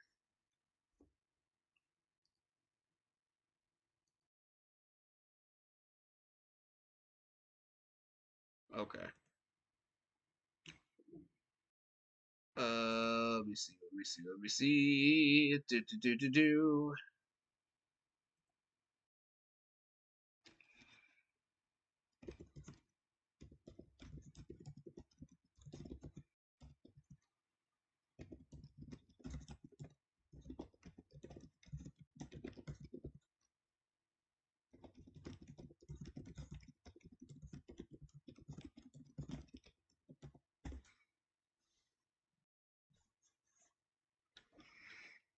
All right. With that being said, if you came here for Panthers content, thank you for coming in. Shout out to Marcos Cash. Shout out to Isaiah Isaac. Shout out to the Real Sunchild. And shout out to my man David for coming in and hanging out with us and talking some football with us. Appreciate that. All right. I'm going to do a gaming stream coming up. We're going to be playing some Yu-Gi-Oh! Duel Links when we reset the stream. So if you're only here for the Panthers content, we appreciate you. And we'll see you guys tomorrow at 1 o'clock for the kickoff. I might be a few minutes late. I usually am. But I will try to be there. I will try to start up as soon as I can around kickoff time, all right? It might be within 15 minutes. It typically is. But I'll do my best. Because I do have other obligations, before kickoff. So that part is what it is. But I call it 1:15 at the latest, for the start of that live reaction to the Chiefs game. But I'll be here for sure, reacting live to the biggest game of our season. All right, Panthers, you know what to do. Come out there and win. Show me the best Panthers team you can show me, and we'll go from there. Show me that effort. Show me what you can do. Show me who you are. Show us all who you are. How do you want to be remembered? That's my question for you. How do you want to be remembered? That's your goal for tomorrow. All right, gentlemen and ladies. You know what time it is. Hit that like button, hit that sub button, hit that bell, select all, leave a comment down below if you feel like doing so. And don't forget to check out the Facebook group page. Keep pounding in all caps for in-game post polls, opinions, and reactions to NFL news, such as scheduling for the channel and for the Yahoo Sports Keep Pounding League. That's it for the preview part of the stream. We will be right back for the gaming part of the stream. So stick around if you're wanting to hang out for the gaming part of the stream. I'm going to be joined by Jeremy on stream as we do Yu-Gi-Oh! Duel Links. So we'll catch you guys for that in about 5 minutes here.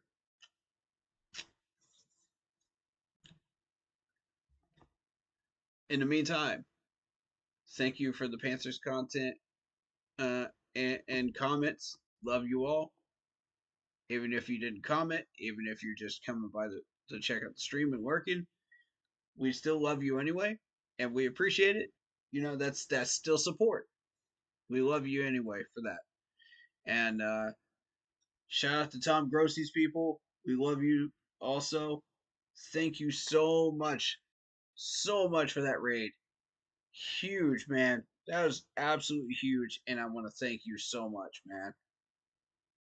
Big, big time raid there 2 weeks ago, and much love to all of the followers that stuck around. Thank you. Welcome to the Keep Pounding crew and to the Keep Pounding family. All right, let's see you guys in a few minutes for the gaming stream. Stay happy, healthy, and well.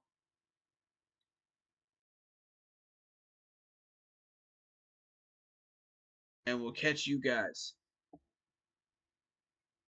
very, very soon. Keep pounding.